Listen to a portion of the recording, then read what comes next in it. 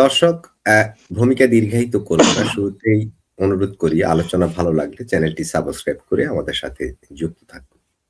ভারত সমস্ত প্রস্তুতি রাখছে, সেনা, নৌ, বিমান, রাফেল সব রাখছে, কোনো কিছুই বাদ নাই। এবং আমার কাছেও যতটুকু ইনফরমেশন, ভারত অলরেডি আপনার টোটাল সীমান্ত এরিয়ায় সম্ভবত 4টা S-400 ডিপ্লয়েড করছে। S-400 যেগুলো যে রাশিয়ার তৈরি S-400, যেগুলো তো বোমা, বিমান সব ইয়ে করতে পারে, অটো ডিটেক্ট হইতে পারে। এই ধরনের 4টা মানে কিন্তু বিশাল জিনিস। এছাড়াও ছোটখাটো আর আছে, সমস্ত ওখানে নিচে বোমা যা আছে সব আছে। তাহলে যুদ্ধ লাগলে ওরা রিটেলিয়েট করতে 2টা সেকেন্ড চিন্তা করবে না, যে কোনো মুহূর্তে রিটেলিয়েট করতে পারবে। এরপরও আমার যুদ্ধের মনে হচ্ছে ভারত এখনো আসলে যুদ্ধে যাবে না। ভারত দেখতে যাচ্ছে যে বাংলাদেশ থেকে কোনো কিছু আগে হয় কিনা, কারণ ভারত একটা বৃহৎ গণতান্ত্রিক দেশ। এই দেশ বাংলাদেশ স্বাধীন করার পেছনে এই দেশের অবদান প্রচন্ড। সেই দেশ হঠাৎ করে ঢুকে বাংলাদেশকে দখল করে নিবে এরকম না। আর বাংলাদেশকে যদি দখল করতে যায়, ওরা সম্ভবত 72 ঘন্টা লাগবে না, কারণ 2টা বোম 2টা সাইড ক্লিয়ার করে দিবে, কিচ্ছু থাকবে না বাংলাদেশের। একটা হচ্ছে ফেনী নদীর উপরের ব্রিজটা যদি একটা বোমে ভেঙে দেয় শেষ, এরপরে চিটং আলাদা, এরপরে পদ্মা ব্রিজের ওইখানে বা যমুনা ব্রিজ ভেঙে দিলে বাকি অংশ শেষ, নাই কিচ্ছু আমাদের।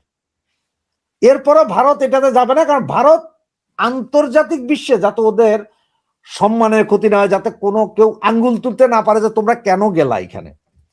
পাগলা কুত্তা তো চিল্লাইতেছে রাস্তায়, তাতে আপনার সমস্যা কি? কুত্তা চিল্লাইতে এক সময় হয়রান হয়ে যাবে, খুজলি হয়ে যাবে, গা পেছরা হয়ে যাবে, মরে যাবে কুত্তা। তো সেভাবে থাকতো, আপনারা কেন ইয়ে করতে গেলেন? এইসব কারণে ভারত সমস্ত প্রস্তুতি রাখছে, কিন্তু কিছুই করছে না। যে প্রস্তুত আছে, ভারত নিজের স্বার্থে প্রস্তুত, কারণ এই বর্ডার দিয়ে বাংলাদেশ থেকে আইএস জঙ্গিরা ঢুকার সম্ভাবনা 99%।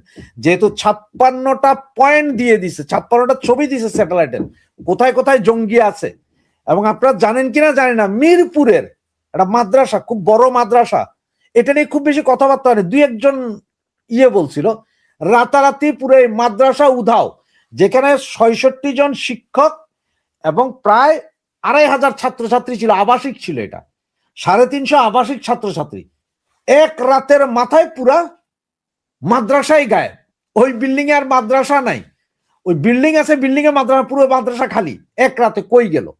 তো এগুলো হচ্ছে ওই যে ভারত যে স্যাটেলাইট ইমেজ গুলো দিয়েছিল, সেই ইমেজেরই একটা প্রতিফলন, যে ইমেজে এই মাদ্রাসাও ছিল বলে এখন আমার মনে হয়, না হলে রাতারাতি মাদ্রাসা। রাশেদ হায়দার ভাই, এই ধরনের কোন নিউজ তো বাংলাদেশের কোন মিডিয়ায় বা এইভাবে তো আমরা তো দেখিনি।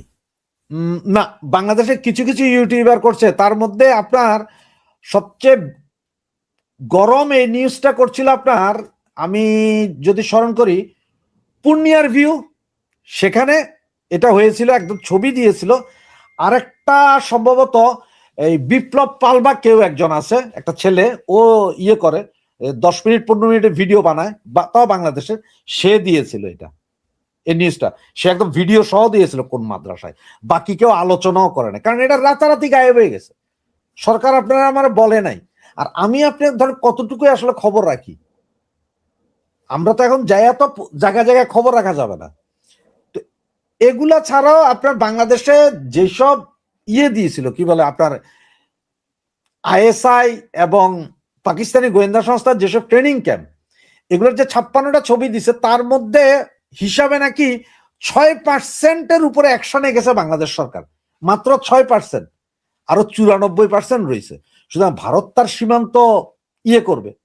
আর যেহেতু আপনারা বারবার বলতেছেন যে আপনারা 7 সিস্টার অ্যাটাক করবেন, পাকিস্তানিরা কইতেছে আমরা বোম নিয়ে রেডি আছি, সুতরাং আপনারা যখন এইভাবে যখন হুমকি দিবেন একটা দেশকে, সে দেশ তো নিজেরটা নিজে দেখতে চাইবে। এই যে এভাবে হুমকি দিলে সেই দেশ তার সিকিউরিটি করবে না।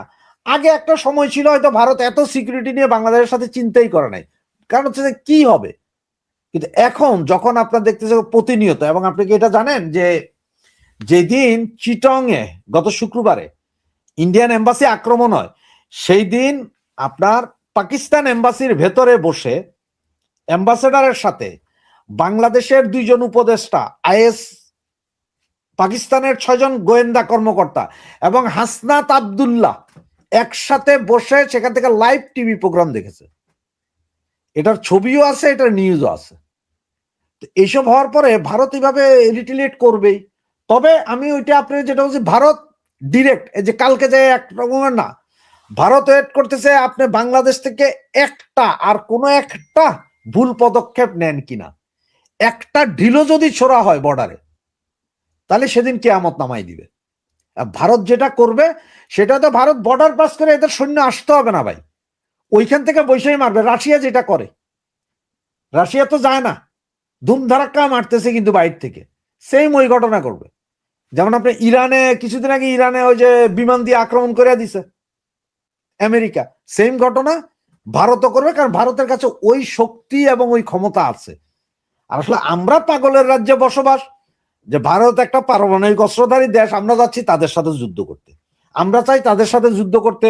আমাদের ওই পাম্পাস পরা যেসব সৈনিক আছে যারা রাশেদ হায়দার ভাই, এটা তো আমাদের সরকার বলছে না, এটা তো অন্য রাজনীতিবিদদের বক্তব্য, এটাকে এতটা গুরুত্ব দিতে হবে? কোনটা সরকার বলছে না, কোনটা সরকার বলছে না? আপনার এই যে ভারতের সাথে যুদ্ধ, ভারতের নানা ধরনের হুমকি দেওয়া, এটা তো সরকার, দেখেন আমাদের প্রধান উপদেষ্টা উনি গত বছর আগস্টের 7 তারিখে ফ্রান্সে বসে একটা ইন্টারভিউ দিচ্ছেন যে ভারতের 7 সিস্টার উনি খেয়ে দিবেন এই ধরনের। এরপরে চায়নাতে যখন গেলেন প্রধান উপদেষ্টা, তখন কি বললেন যে বঙ্গোপসাগরের মালিক আমরা, ভারতের 7 সিস্টারের সাথে ব্যবসা বাণিজ্য আমাদের, ওদের ভাগ্য নির্ধারণ করবো আমরা। ভাই এই ধরনের কথাবার্তা, এটাকে মস্কারি করেন আপনি। এরপরে আপনি বলছেন সরকার বলতেছে না, ওইটাও বাদ দিলাম। যখন আপনার হাসনাত আব্দুল্লাহ যখন বলল যে হাদি হত্যাকারী এদেরকে ইয়েতে নিয়ে গেছে, কোথায়, ভারতে পালিয়ে গেছে, ভারত ওদেরকে শেল্টার দিতেছে, ওই সময় আপনি প্রণব বর্মাকে দায়িকা আপনারা এটার প্রতিবাদ জানান, ওই লোকরে ফেরত দেন, এই সেই। তো এগুলো কি আপনাদের লোক না? তাহলে আপনাদের লোক যদি না হয়, পাবলিক হয়, তাহলে আপনি বলেন কেন? কোনো কারণ তো আছে নাকি? আপনি বলেন কেন? করতেছে সরকার, এটা করাইতেছে সরকার, একটা নির্দিষ্ট গোষ্ঠীকে দিয়া এই কাজগুলো করাচ্ছে যাতে ভারত রিটিলিয়েট করে। তো ভারত ওই জন্য বুদ্ধিমান, ও সব রেডি করে রাখছে, আমি প্রস্তুত, 100% প্রস্তুত আছি। আপনি একটা ভুল করেন, এরপর আপনারা খাইয়া দিব। ভারত এখন না চাইতেছে। ভাই আমি একটা জিনিস বুঝি না, আপনি যেটা বলছেন বা যেভাবে ইঙ্গিত করছেন যে যারা উস্কানি দিচ্ছে তারা আসলে কি চায়। এটা তো একটা অসম ব্যাপার যে সামরিক শক্তি বলুন, অর্থনৈতিক শক্তি বলুন, জনসংখ্যা বলুন, সব দিক দিয়ে তো ভারতের সাথে আমরা ওইভাবে পারি না, বা সম্ভাবনা আছে বলে আমার মনে হয় না। তাহলে এই ধরনের উস্কানিগুলো তারা দিচ্ছে, কি কারণ থাকতে পারে? এটা কি যুক্তি থাকতে পারে এর পেছনে? মাসুদ ভাই, বাংলাদেশের যে কোনো ইলেকশনের দিকে যদি খেয়াল করেন, ইলেকশনের সময় অলওয়েজ ভারত জুজুর একটা ভয় দেখানো হয়। যেন এক সময় বলা হইতো যে আওয়ামী লীগ আসলে সারা বাংলাদেশে ভারতীয় পতাকা ঝুলবে। এরপরে আবার বলা হইলো কি, ভারত যদি এই আওয়ামী লীগ যদি আসে তাহলে মসজিদ বন্ধ হয়ে যাবে, সমস্ত মসজিদের ভিতরে উল্কাধ্বনি হবে, মানে হিন্দুদের মন্দির হয়ে যাবে, এই জুজুর ভয়। তো সেম ওই ভয়টা এখনো দেখানো হচ্ছে যে ভারতের সাথে লাগো, মানে ভারত বিদ্বেষ যত দেখাবেন আপনি, দেশের ভিতরে ভোট পাইতে সুবিধা। কিছু মানুষ তো আছে যারা ভারতের বিদ্বেষী, চরম বিদ্বেষী, ওরা যুদ্ধ মুদ্ধ বুঝে না, ওরা খাবে না খাবে, ওদের পরনে আন্ডারওয়্যার থাকবে কিনা সেটাও চিন্তা করে না। ভারত বিদ্বেষী কথাবার্তা বলো, তাইলে তোমার জয় জয়কার। আর কেন আমি বলতেছি যে এটা সরকার করাইতেছে, কারণ সরকার চাইতেছে যে কোনো মতে এই উত্তেজনা বিরাজ কইরা আপনার সরকারের প্রচ্ছন্ন মদতে আপনার চিটাঙ্গে ভারতীয় এম্বাসিতে আক্রমণ হয়েছে। কারণ আপনি যে আক্রমণের ভিডিওগুলো দেখেন, আপনি অবাক হয়ে যাবেন, যেখানে 700-800 পুলিশ দাঁড়াই আছে, সেখানে হঠাৎ করে 50টা ছেলে যায় ইট পাটকেল মারা শুরু করেছে, পুলিশ দুই পাশে সরে গেছে আস্তে করে। তাই একটা যুদ্ধ অবস্থা যদি হয়, যে একটা যুদ্ধ অবস্থা হইলে তখন বলতে পারেন যে আপনি নির্বাচন হবে না, ইলেকশন প্রসপন্ড।